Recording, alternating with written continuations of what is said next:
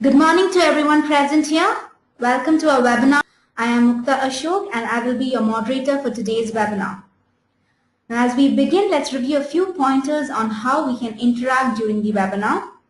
Now you're looking at the attendee interface of GoToWebinar. The viewer window on the left will allow you to see everything that we share from our screen, and the control panel at the right is how we can participate in today's event. As we would love to hear from you, please do ask questions and share your comments. As mentioned, this option is located on the left tab. We'll review your questions as they come in and we'll take them up towards the end during the question and answer session. Also, the webinar is being recorded and everyone will receive an email with a link to view a recording of today's event. As we move on to the webinar, I would also like to introduce you to our company, Suyati Technologies. Suyati focuses on delivering niche IT solutions and services, including CMS, CRM, and e-commerce. We are an Electron featured implementation partner, Microsoft Gold partner with an extensive experience in .NET, open source, and mobile app technologies. And when it comes to Salesforce, we are an app exchange partner and we offer top-notch solutions in customization, development, migration, and integration. We have a team of 30+ developers, including Dev 401 certified developers, who have created around 1 million LOC, delivering pioneer out-of-the-box solutions, which has often ended up as industry benchmarks. Now I want to introduce you to our featured speaker, Deepak K. Anand, one of the youngest Salesforce MVP in India and one amongst the 180 MVPs world over. He's also a veteran blogger who is constantly among the top 10 in the Salesforce success community. Deepak is also a voracious reader and a football fanatic who cannot get enough of Barcelona and Messi. Our social media tags, please do feel free to post questions, follow us, or even tag us. You can use the hashtags and handles you see on the screen. Now I'll walk you very quickly through the agenda of the day. Deepak would start off with what are processes, and then he would explain where to use and why to use them. He would deep dive into Process Builder, and then he would show you how to create processes with some traditional use cases, and then we would conclude with limits and consideration, after which we'll be answering your questions. So that's all from my end. Now I'd like to pass it over to Deepak. Over to you, Deepak. Thank you, Mukta. Well then, let's get started for the webinar of the day. So Processes is basically a new feature that Salesforce introduced this Spring 15. It has been generally available in the Spring 15. So like the name suggests, it is basically a new tool which is going to replace, I should not say, but it's your workflows on steroids, or maybe your workflows in 2.0, much advanced when compared to your workflows. You have much more features with Processes. So basically it's something which you can use to automate your business processes. And you get a lot of options out there. You get the power of code, which you can achieve through clicks. Previously, where you had written triggers and Apex to do a task, can now be done with your process builder with just a couple of clicks around. The other important aspect about processes is it gives you a very user-friendly visual representation. If you were to use your workflows, you basically don't have a visual representation of what exactly that workflow does.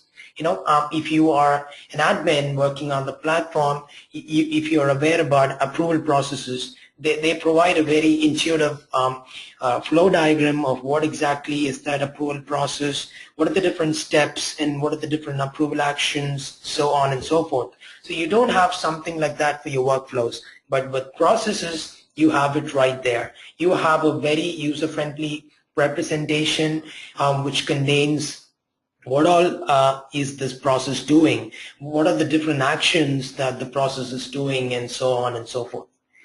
So moving on, why would I actually use this process, and what is it going to replace? Let's see, why should I use this process? So one of the most common use cases that I would say is you had instances where you had to write Apex to do your simple task. For example, if you're an admin using the platform, and if you know about the accounts and contacts, the relationship between the account and contacts in your Sales Cloud is of type lookup. So the workflows allows you to update fields on the parent record only if the relation between the child and the parent was of type master detail. And if the relation was of type lookup, you will have to run to your developer command. You're going to write a trigger for me which updates a field on my parent. But with the workflows, the advantage is, such minor tasks which had to be written using Apex can now be done with the help of processes. Another interesting thing is you can combine your lot of workflows into a single process. One common use case, say that you have three statuses on your lead status field, saying the hot, the cold, and the warm, and you need to perform specific set of actions for each of the state out there. For each of the hot, you have a email, you have a task, so on, and for the cold, you have another set of actions that you have to perform. For the warm, you have another set. So you have a specific set of actions that has to be performed depending upon the state of the lead. So if you were to use a workflow to do this, you will have to set up one workflow rule for each of your pick list. You'll have to set up one for the hot, one for the warm one, and the one for your cold. But with processes, you can actually manage such situations. You can create a single process out there. The whole process can contain all three of your workflows can actually be aggregated to one single process. Another thing is easier to maintain. That doesn't need any explanation, I guess. You're going to replace your Apex triggers. And just imagine the amount of burden that has been released when you're not going to use Apex for these. And you have a point-and-click functionality to do that. The other important thing is it comes with a very powerful user-friendly designer. Where you to use the workflows, when you're setting up workflows, you have to actually run through different steps. It's like a wizard-like interface where on the step 1 you specify your object, then on the step 2 you specify your criterias, then on the step 3 you specify the action. So it's all on 3 or 4 different screens. Even though there is some contextual linking, there isn't that user-friendly. You have all of them on 4 different screens. But the best thing about processes is you have everything on one screen. You don't have to travel back and forth between pages. You just have to stay on one screen, one page at a time. You can set up everything. So that's the best aspect about processes. Now, what all can these processes do when compared to your workflows? The starred ones out there represent all those actions which prior to processes actually required you to write triggers. You can't create a record with your workflows, but with processes you can. Updating fields on your related record. Imagine the parent and the child was related through a lookup. You will have to write an Apex trigger for that. But with processes, no worries, you can do that. Even if you had a situation where you had to update all the child records, you would have to go for a trigger. But with processes, irrespective of the type of relationship, may it be of lookup, may it be of master detail, you can update your parent. And it can also update your child records, irrespective of the type of relationship. Maybe one of the common use case that you find or that we're going to discuss within this webinar is, updating the mailing address on your contacts when the billing address on your account changes. That's one of the most common use cases that we're going to try out in this webinar. Some of the other interesting actions that you have not seen and that is there on processes is posting to chatter. An opportunity was one. You want to post or send some congratulations message to the opportunity owner. You want to post an announcement to another chatter group. All of this can be done with the help of processes. Another more advanced and most powerful feature with the process is launching flows. You can launch your visual workflows as an you can launch them. Another thing which I haven't actually specified on the screen is submitting records for approval. Most of the time you can see users saying, my record follows the criteria, but it hasn't yet gone into the approval process. Why is that? That's because within Salesforce, as of today, a record goes into the approval process only if you hit the submit for approval button. Now, what if you wanted to automate this? When the record satisfies your entry criteria for your approval process, it should get into the approval process then and there. You don't need a user to go in and then click on the submit for approval to actually, to make that happen. You just want that to be automated. You want that to happen by itself. There you come, you have processes to do this. So those are some of the areas where you can actually make use of processes. So now, how do I create processes? With the Spring 15, almost all the developer orgs, your productions, sandboxes have been added with the process builder. It's the process builder that you use to actually create your processes. And this process builder, getting on to a bit technical, it's basically built with the Lightning Components framework. I'm not sure if you're aware of that. Lightning Components is a new developer framework that was released in the Dreamforce. So this thing, the Salesforce has actually built the process builder on top of the Lightning framework. And very important, the process builder comes only with the enterprise edition. You don't have process builder, or in other words, you cannot create processes in your group edition or in your professional editions. Pretty much like your workflows, you have workflows only on the enterprise edition and above by default. Now, how do I get into the process builder? You go to your setup menu, then you have the create. Under create, you have workflows and approvals, and right below your workflows and approvals, you have your process builder. Now, let's get into how does a process builder look like and what are the different parts of a process builder. So the main parts of a process builder is your button bar and the canvas. Those are the two main parts. So let's get into my developer org and see a process builder live there.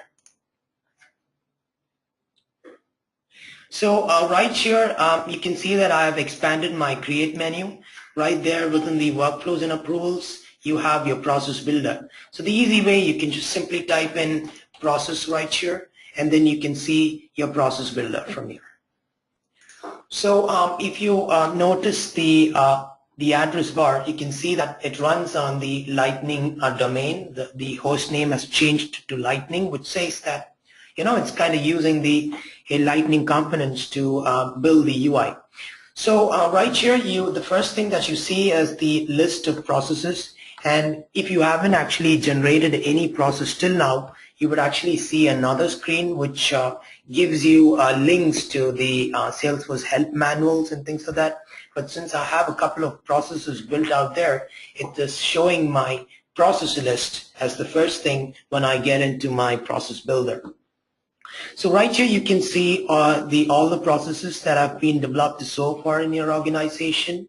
Then you have the back to setup to actually jump back to your setup menu. Then you have the new button right here. So let me hit the new button. So when you hit the new button, you have some of the common properties that you have to set. Before we get into the details, let me actually see an existing process to see the different parts of the process builder. So this is how a process builder looks like when you get in deep. You have the button bar on top, which has different buttons. You have an expand all and collapse all, which you can use to expand and collapse your action groups. Then you have the view all processes, which when clicked takes back to the original starting screen with all your processes listed. Then you have the clone, which can be used to clone an existing process, the process that you're actually working on now. Then you have the edit properties, which you can use to change the properties of the process. Now that's the button bar. The next important section is the canvas. So this is where you actually draw out your process, where you set your process up and running. You have the object node. Then there is something called the criteria node here, which you see in blue. Then you have action groups. So these are basically called action groups in Process Builder. There is an immediate action group here. There is a scheduled action group here. And you can see that you can add criteria nodes down to the bottom, as many criterias as you want. It seems you can add around up to 2,000 criterias criteria nodes can actually be executed at the runtime. So there are a lot of options for you to add down right here. So let's go. So now let's try out building a process using this new process builder. And the use case that I'm going to use is, updating my contacts, updating the mailing address on my contacts when the billing address on my account changes. So let me see how can I go about setting up a process that can do this. Now, like I showed you before, the common properties that you have to set when creating a process is the name and the description. So you type in the name, the API name gets generated automatically, and then you have the description. This is very important. You have to specify a description. You are creating a process which is going to replace an existing workflow, or maybe an existing trigger, or maybe a brand new feature process implementation. So it's very important that you specify the description. That helps to maintain it much better. The next thing that you do, the first thing that you do in setting up the process is adding the object. You specify the object on which this process resides on. It can be maybe the account, the S object on which your process resides on. Pretty much like what you did for your workflows. The first thing that you do in setting up a workflow is selecting the object. That's the same thing that you do here right in the processes. The next thing that you specify in the process is when should the process execute. Should it execute when a record is created, or should it execute when both the record is created as well as when a record is edited? So let's go and then just try out. Remember, the use case basically I'm trying to use is I'm going to set up a process which is going to update all the contacts, the mailing address on all my contacts when the billing address on my account changes. So let me go back to view all processes. Yes, I have another process which does this exact same thing. So let me delete that first. So from this you can see that, something which your workflows didn't have. A process can have multiple versions. A process can have up to 50 versions, but at a time only one can be active. So this is another added feature that didn't actually exist for workflows. You can have multiple versions for your process. So this process is being already active, so I'm not going to delete it now. Let me create another process. Hit on the new. Let's type webinar contact address update. So the API name gets generated. Type in description. You're not going to skip that field. So hit save. And then you're taken to your process builder canvas. So the first thing that you do here is click on add object to specify on which object does this process resides on. So like I said, when should the process execute?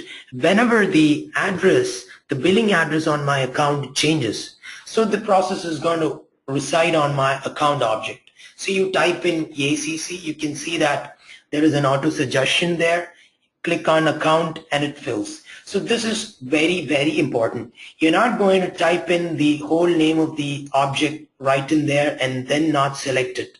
You have to type in the name, maybe just 3 or 4 characters. It can give you the suggestions, and then you have to click on the item right from the list. You're not going to just type in and leave it. You have to click the item from the list. The next thing that you're going to do is specify when the process should be executed. Should it be executed only when the record is created, or it should be executed or evaluated when both the record is created as well as when a record is edited?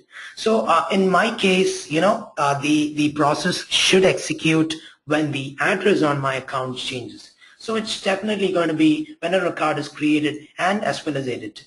So hit save. The next thing that you're going to do is adding a criteria. So let's go back. So the next thing is adding a criteria. This is a very important step when you are building a process. This is one step that has a lot many options to configure. You have new options that have been introduced with the processes that was not there in your workflow rules. And there is a very new interesting feature, I should say the most anticipated feature that they have introduced into processes is the filter logic for your conditions. So let's go in and see what is all this about. So click on Add Criteria. Now you have to specify a name for your criteria. So it's going to say when the address changes.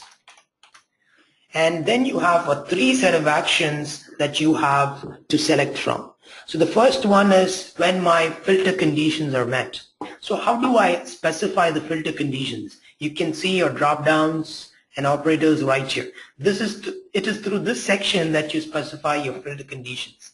Now, for example, say you have a much more complicated logic which cannot be actually represented with a filter condition. I need to write a complicated formula to do that. Then I have to select formula. And you can see that the formula text box appears there. So the third one is no criteria, just execute the actions. So this is when, just execute my process irrespective of what happens. I'm not bothered about if there is any change that is happening on my record or anything of that sort. Just execute my process irrespective of the action that actually happened on the record. So that is your no criteria, just execute the actions. So in this case, my process should execute only when the billing address on my account changes. So I go in and I specify filter conditions are met. And I would say, for the sake of this webinar, I'm only selecting one of the billing address field. Let's take, say, billing country. So right here you can see that there is a drop down which lists all the available fields for the account object, which you can select from. So type in the name of the field, say billing, and you should see suggestions based on what you typed in, and you ensure that you're going to click on the item to get that selected. So click on billing country and then hit save. So you can see that the field has been added right there. Now let's see what are the different operators that are available out of the box. So you have the equal, the does not equals, it starts with, the ends with, some of the most common ones that you have already seen when you were creating workflows, views, reports. Now, there is another set of 3 actions that have been introduced with processes, which is basically the is null, then there is something called the was set, and then there's something called the is changed. Prior to processes, if you were to use a workflow, you don't have an operator which says is changed. You had to write a formula. But with processes, you have the operator right there which says is changed. So my condition is going to be whenever my billing country changes. So how do I say that? Select is changed and set it to true. Now this reads billing country is changed. Now the next thing that I have to specify is my filter conditions. Prior to processes in workflows, you didn't have much of customization options right here, but with processes you do. You can have an option that says all of my conditions are met, and then you have another option that says just one of them. So for example, in this case, if I am adding another row which says billing city, for example, let me type in billing and it should give you billing city right away. Hit save. The operator says is changed. Set it to true. So I have 2 conditions right here. So imagine my process. It shouldn't just execute when all of them are changed. It should execute when either one of them are changed. So I can say any of the conditions are met. Now then the third one is customize the filter logic. So this is interesting. This is the filter logic that I was speaking about. So this is where you can actually, set up complicated filter logics. Say, for example, you have, say, 5 or 6 of them. You can write, say, one, there is 1 and 2, and say maybe within parentheses you're saying 3 or 4. So, the filter logic can get complicated depending upon the depth of conditions that you have right here. The last available option out of the box is, do you want to execute the actions only when the specified changes was made? So this is pretty much similar to what you had on your workflow rules. When you were to create a workflow rule, you have basically 3 different evaluation criterias, which was created, then there is something called created and edited, then there is a third one which says created and anytime it's edited to subsequently meet the criteria. So for example, say, I'm seeing a criteria which says the stage name is equal to closed one. And if I have this option set, it means previously the stage was not closed one, and now someone has come in and updated the opportunity record in a way that it is staged. The stage is closed one now. So it's pretty much similar to saying is changed. Is my stage pick list changed? If it is changed, has it changed to closed one? So back to the process builder, it's the exact same thing that you see here. Now if I check this, I should see an error right away with saying that you cannot use this logic when you're using is changed. So this is a very common behavior which you have for your workflows. If you're writing a formula which is making use of your is changed function, you cannot set this option. You cannot use this evaluation criteria if you were to use a formula which has a function called is changed. So it's the same behavior, so I'm not bothered about that. I'm unchecking that. Just hit save. So that's it. You have your criteria node set up for your process. Let's see, okay, the invalid condition. Well, let's go to, let's remove the filter logic and just say all of the conditions are just met, or any of them, say, save. Now, that's my criteria node. The next thing that I have to do is add an immediate action. So what is the action in this case? The action is updating all my child contacts. So this option was not there in your workflow rule. A workflow rule can only update a record on the same record, a field on the same record, or maybe a field on the related record if the relation was of type master detail. But if you look into processes, you have a lot many options to choose from, and one among them is update records. So this one action called update records actually represents every possible updations that you can do. It is the same action type which is called update records that you can use to update your child records, also to update your parent if the relation was of type lookup, or maybe even updating a same field on the same object. So in this case, I'm going to update my child contacts. So I'm specifying my object, which is account, and then I can specify my child contacts, which is represented as contacts in this list. Now let's select contacts and then hit save. So this now represents all the child contacts to your account. So this time it's not just one field, rather it is n number of records that you're going to deal with. So what is actually shown here is n number of child contacts to your account. Now you have to specify which field on each of my contact that has to be updated. So I can say in my case it's going to be the mailing. The mailing country on my contact record has to be updated. Now what should it be updated to? It should be updated to match the billing country on my account. So how do I say that? So right here you can see that there is a text entry field. So there is a button right here which shows a pencil mark for now. This is called a text entry. This particular text box right here has 2 modes. There is a text entry mode and then there is a field picker mode. So if you click on the button, you can see that it swaps between the two. The first one, which is shown by default, is a text entry field where you can enter your text right away. You can just type in USA or so. Now if you click it once more, you can see that it swaps to the field picker mode. Now select the field picker mode and specify that the mailing country has to equal the billing country on my account. So type in billing and it should give you suggestions based on that. Click on billing country and it's safe. So that's it. You have your action defined. Now just give a logical name for your action. Say it says update contacts. update contacts, and it's safe.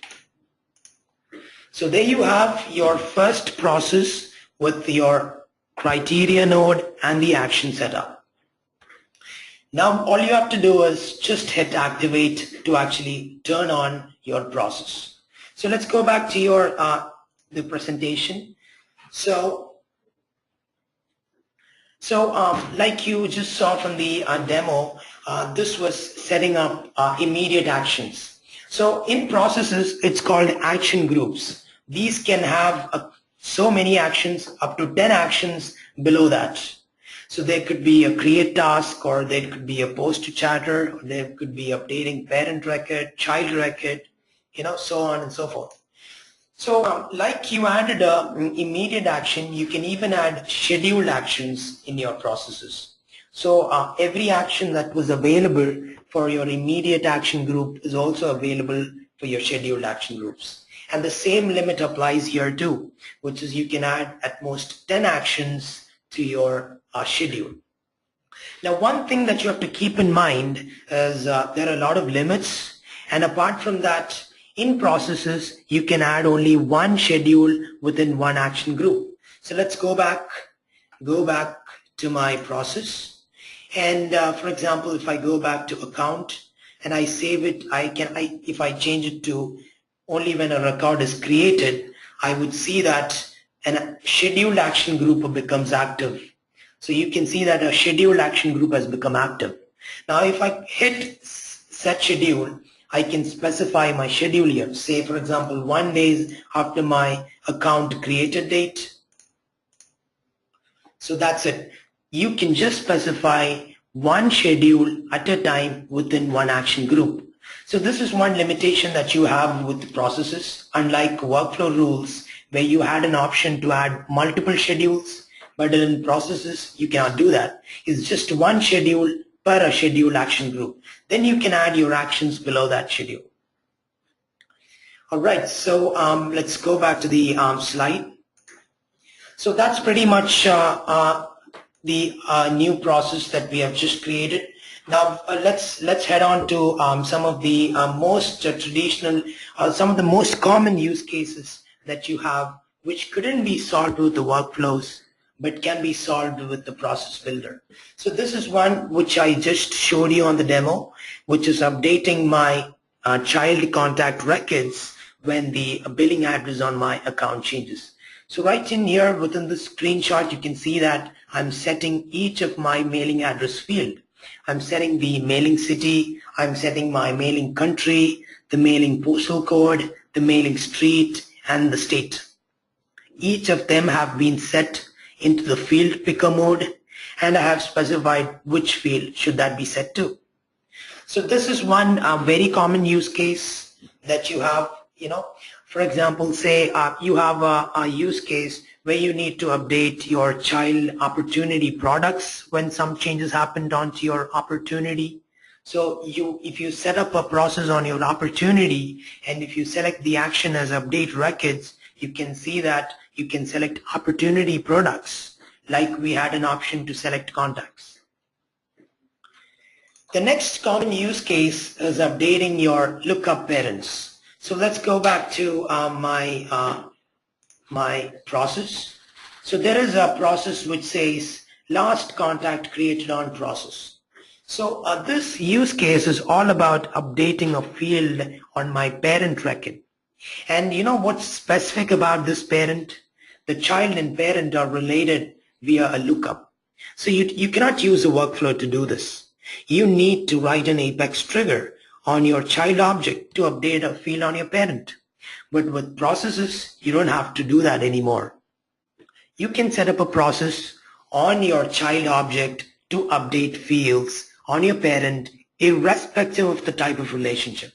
As you all know, the type of relationship between account and contact is of type lookup. I cannot use a workflow to set up a field on my account. So I went in to use a process to get this done. So pretty much like I did, the first thing that you have to do is specify the object.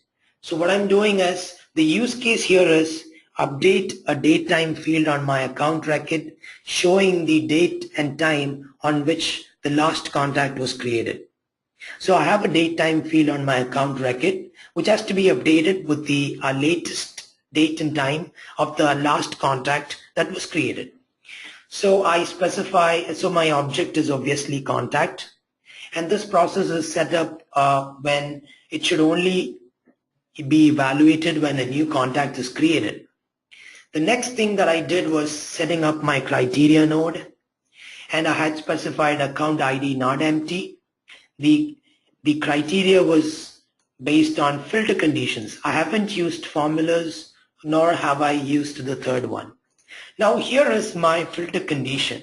This is very, very important.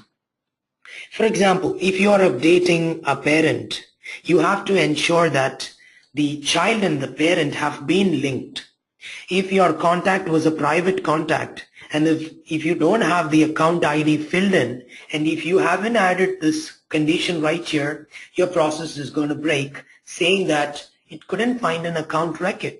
It seems that the account ID field on my contact is empty. How am I supposed to know which account to update? And your process is going to fail.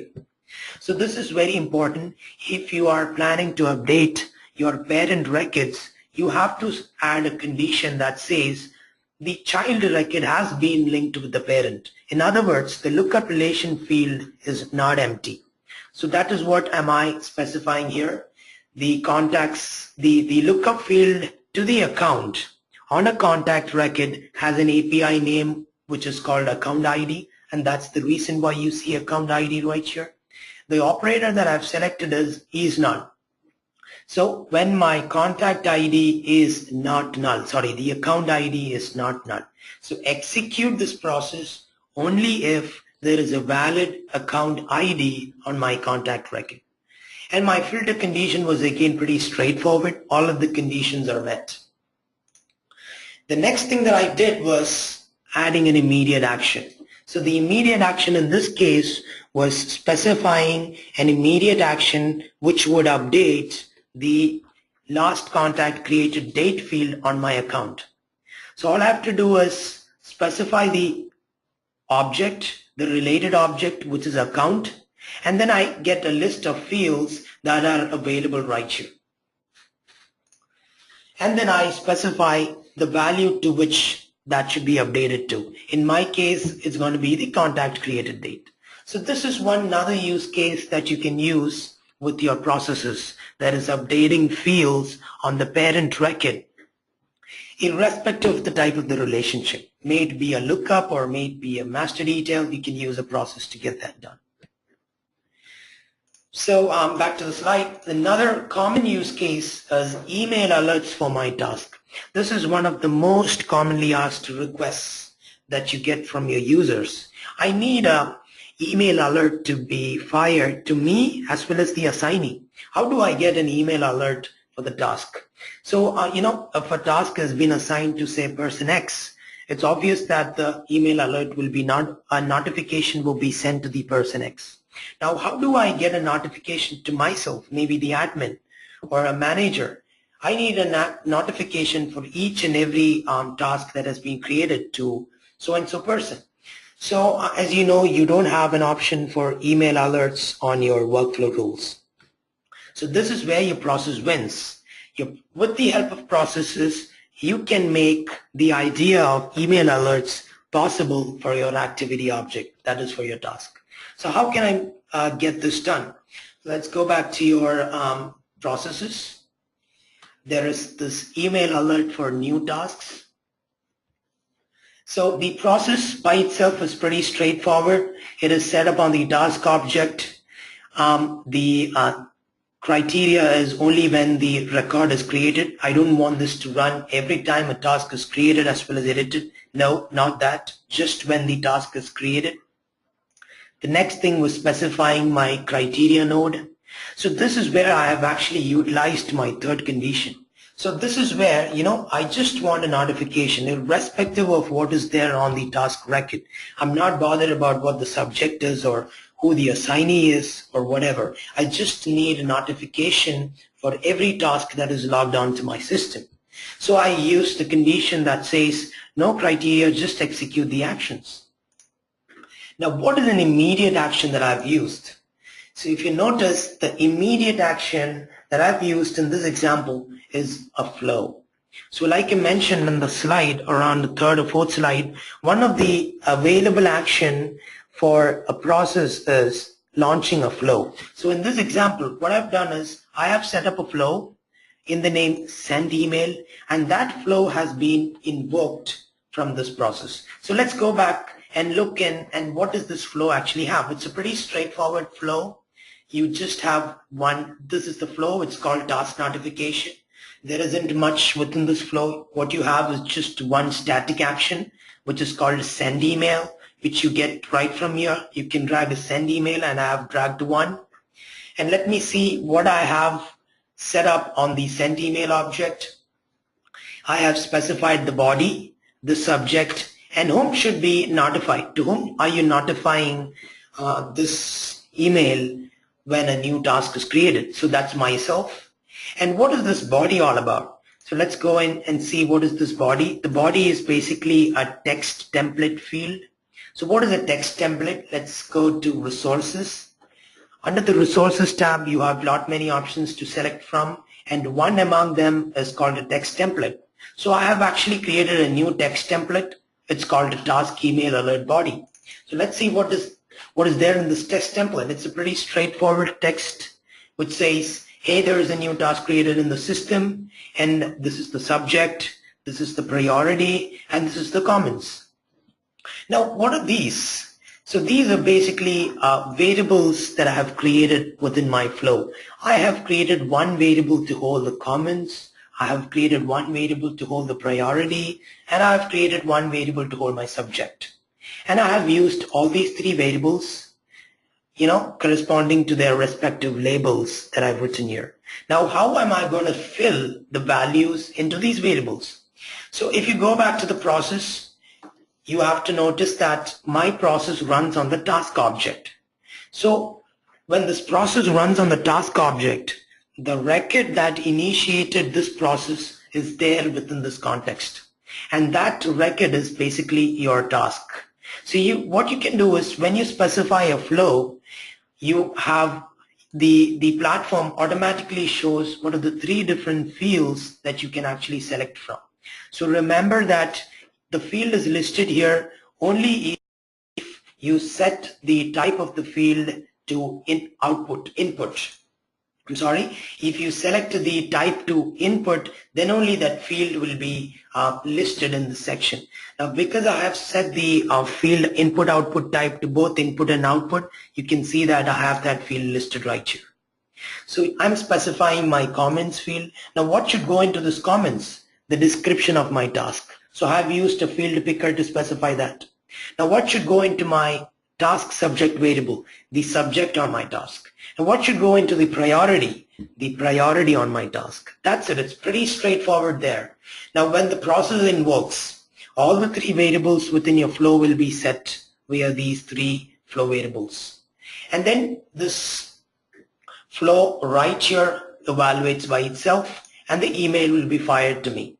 So this is one very important or very interesting use case that you can get it done with the processes. So back into the presentation back. So that's one very important use case that you can try out. That is email alerts for your tasks, events, in other words, your activity object. Another important action that has been introduced with the processes is submit for approval. Like I mentioned, one of the most common requests that you get, how can I get this record into the approval process without a manual clicking right there? So without processes, you had to write a trigger. But with this process, you can see that there is an out-of-the-box action available called submit for approval, which you can select to actually trigger your approval process. So let's go back and see a process that I have actually created to get this done. So right here, I have a process which says contact do not call process. So the use case right here is, whenever the do not call a checkbox from a contact has been unchecked, the contact has to be sent into an approval process. So I have an approval process in my org, which is basically to deal with this. That is, when a contact do not call is unchecked, I need every contact to enter into an approval process. So I have set this up on my contact object, and it is every time my contact is either created or every time it's edited. And I have specified my criteria node saying that when the filter conditions are met and when the do not call has been changed is true. So the immediate action to this is another submit for approval that I have actually selected. So if you create an action called submit for approval, you can specify the approval process that has to be invoked, and you can also specify to who is the user who is actually submitting this record. You can specify current user, or you can specify other users, or maybe other fields on the object, on the record, sorry, and then a submission comments which you can specify. So it's pretty much straightforward, a couple of options to set, and you have your process with approval process as an immediate action right up and running. Now so that's pretty much the use cases that you can try out, and let's get into what are basically the limits and considerations that you have to keep in mind before you get in and start using a process. So look out for recursive loops. So this is very important. For example, say you have two processes. One process creates a record, and if this process triggers another process which has been set up on the same object, maybe to do another action, say update, that update shouldn't trigger the process one back again. If this happens, it would be a cycle where process one triggers process two and back and forth. So what would happen is you would run out of your limits. You would run out of the limits that has been set for an hour. There are limits that have been configured, that have been set, saying you can run only maybe say 1,000 or 2,000 processes in 1 hour. I'm not sure about the number, but you have limits for that. So when this happens, when there is a recursive loop out there, you are going to run out of limits for your 1 hour time period. The next thing that you have to remember is you're going to create a process, and this process is going to replace one of the workflow or trigger out there. So it's very important that you delete, or you maybe deactivate your trigger and your workflow before you activate your process. Otherwise, you would see unexpected behaviors happening. The next very important thing is pick list fields are evaluated as text fields within your process. So you no longer have to actually, make use of your formula functions like is-pick-val or text to deal with pick list fields. You don't have to do that. Your pick list fields are considered as text fields. So you can right away type in your pick list field and then go ahead with the operator. You don't have to use your is-pick-val or text functions anymore. The next important thing is processes don't follow ownership transfers. So you know that when you update the account owner, the opportunities, every other child records to that account will be updated. The contacts, the ownership of the contact, the ownership of the opportunities will all be updated if you're changing the owner of an account. Now, if you're changing the owner of an account through a process, that won't happen. Only the owner of the account changes. The owner of the contact or the opportunities don't change. In other words, processes don't respect ownership transfers. So in other words, you have to explicitly add immediate actions within your process to manage the owner change of your contacts, the owner change of your opportunities. The next important, or I think my favorite, is the actions are executed in the order they are added.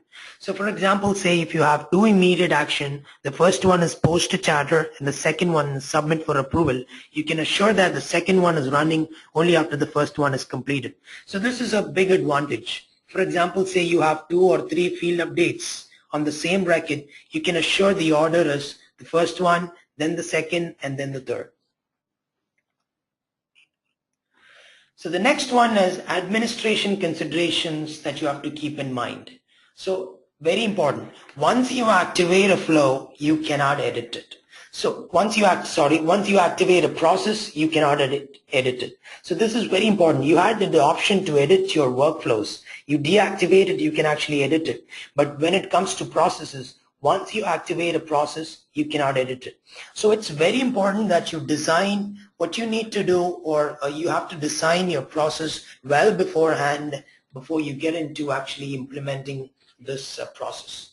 Because once you activate it, it's not going to be available for any edits. The next thing is, when a process faces an error, when there is an error within the process, you would see that the error message says that so-and-so flow failed, instead of saying so-and-so process failed. You know what's the reason behind this? In fact, when you create a process, Salesforce basically creates flows behind the scenes. Everything that you do, that is your posting to chatter, the action called a page records, the action called create a record, it's all made possible by creating hidden flows behind the scenes. So creating a process means behind the scenes, Salesforce is actually creating flows. So basically what is failing here is your flow. So that is why I mentioned, you would get error messages pointing to a flow, but it's actually the process that has failed. Now, the other advantage with processes is that you can have up to 50 versions. So this is where the idea of collaboration comes in. You don't have this with workflows. You have many versions that can be created for one process, but at a time you have only one of them active. For example, say you created two processes. The first one is active, fine and running, and one fine morning you have a new request that came in. You added a new request. You made the second process active, but you find that the second process is breaking some things out there. So what you can do is you can simply deactivate it, go back to your first process and activate that. Then the next important thing, like I mentioned before, if you don't have ID fields configured or set within the record, it's going to fail. For example, if you're updating the parent record, your parent account from within the contact, and if the contact doesn't have a valid account record looked up, the process is going to fail. So you need to have ID fields set into your lookup fields or master detail fields. And it's very important to note that once you deactivate a process, you have to wait for around 12 hours to actually delete it or make any further modifications. Now the next thing is scheduled action considerations. Like I said before, scheduled actions are a much more complex features. You have more considerations to keep in mind, but these are some of them which I felt was very important. So once if you have a scheduled action up and running, and if you have certain records that already satisfied the process criteria and have scheduled actions in the queue, and if you happen to deactivate, you would notice that the scheduled actions still remain in the queue.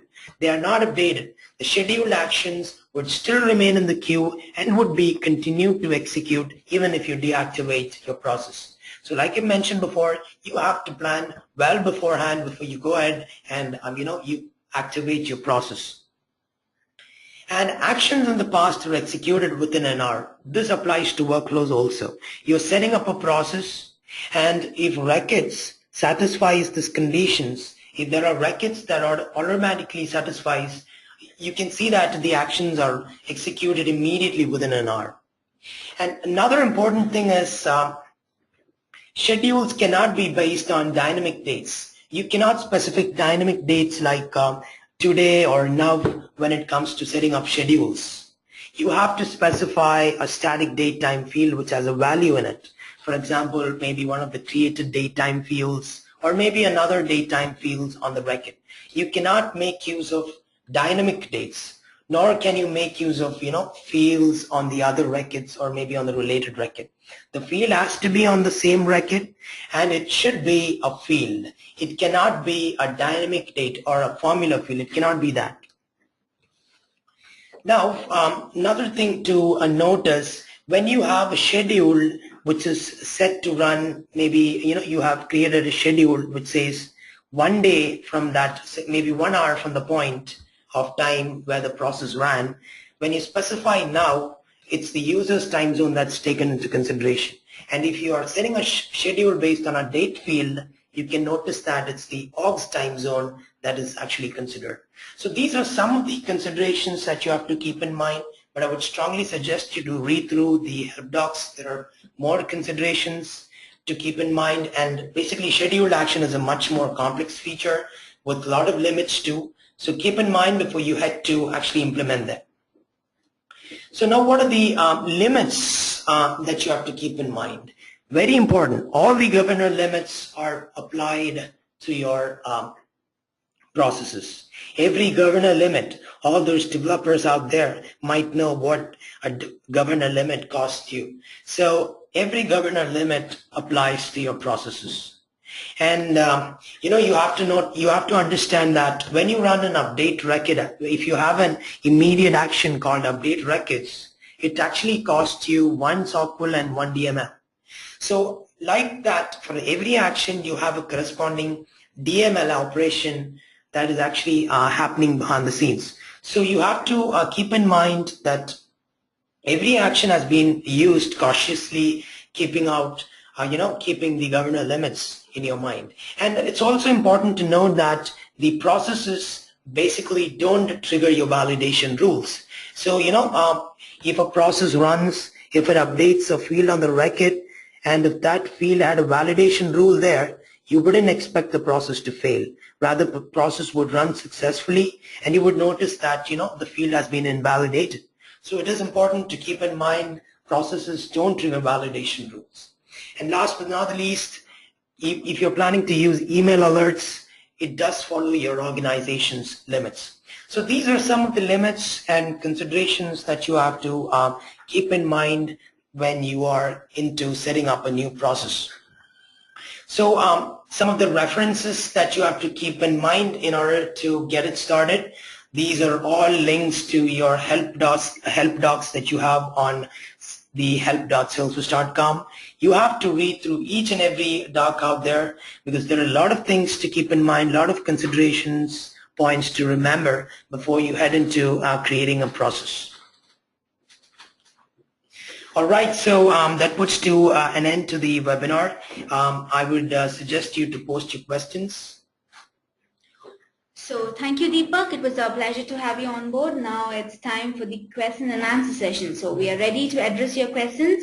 So you can type in your question using the question feature on the GoToWebinar.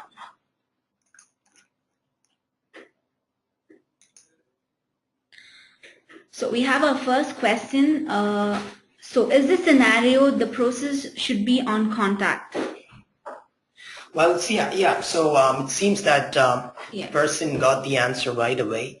So you have to be very careful when you set up your process. Like I said, you have to plan beforehand. You're setting up a process to actually update the setting up a process wherein you're updating your child contacts. You have to set it up on your account because the use case says that when there is a change on the field, the address field on the account, update my child contact. So the thing is actually happening on your account record. So the process should reside on the object or on which the change is actually happening. Okay, so we have our next question. So you mentioned no edits. Is the workaround to create a new version of the process? Yes, once you activate a process, you basically don't have an option to edit it, and you would have to actually go ahead with a new version, or maybe try out another one to get your conditions done. Okay, so can you send the email to the task owner instead of a specific person? Yes, you sure can.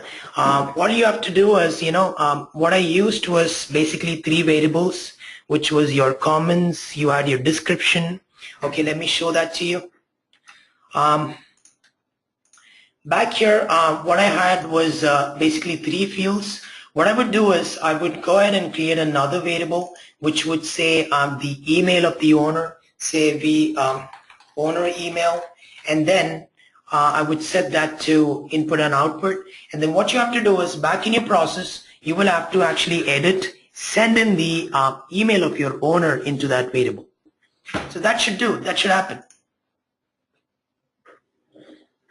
Okay, so we have a next question, that is, can we invoke the Apex from processes? Right, so that's a good question. In fact, this is one added advantage I forgot to mention within the processes. Apart from creating records, apart from running approval processes, there is one other action called Apex, which you might have seen. So you can definitely invoke Apex codes from your processes, but there are certain limits and restrictions, or certain guidelines that you have to follow. In fact, there is something called invocable actions. There's an interface. It's pretty much deep down technical. You have to write an Apex class which basically inherits the invocable actions interface, and then define your methods. And only those classes which inherits or which implements this interface can actually be used as an immediate action to the process. Okay, so we have a next question. When testing in a sandbox, does it also take 12 hours to activate? No, it doesn't take 12 hours to activate. It's activated then and there. But yes, I guess so. The deactivation still takes that much amount of time. So the deactivation, in the sense, once you deactivate your process, it's no longer going to be working.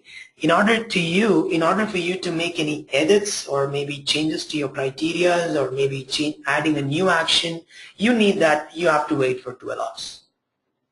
Okay, so when we want to update all child records, can we restrict only to some contact records by defining some criteria? Good question. No, you cannot do that. Unfortunately, that's not possible. If you select your child object, every record in your child object will actually be updated. So when you say how can we actually get rid of this, I would say you will have to actually make use of flows. You will have to set up a flow to actually deal with that. But out of the box, it just updates all of the contact records then and there. This is all the time we had. We're sorry, we're running short of time. Okay, I think Deepak would like to take one more question. It's pretty long. Can I create a process to update a contact that is created by lead conversion? Example, lead is converted and creates a contact. Workflow currently updates a text field on that contact with the created date. I want to override that date if the converted lead had a different date in another field. Well, I'm not sure. Basically, you wouldn't need a process to do that. If you had a way to actually transfer that date from the lead onto another field on the contact via the map lead fields option, I'm guessing, we could actually do it even within a workflow. But yes, definitely possible with a process which you can use. So that's all, folks.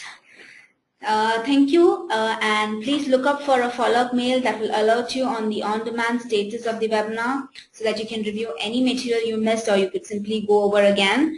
And finally, a small request: we'd like to ask each of you to remain with us a few moments longer and complete our 4-question exit survey.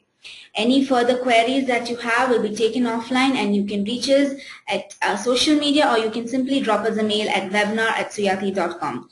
So that brings us to the end of our webinar. On behalf of Deepak and our team at Suyati Technologies, thanking you all for joining us and taking a time to attend our webinar. Have a great day.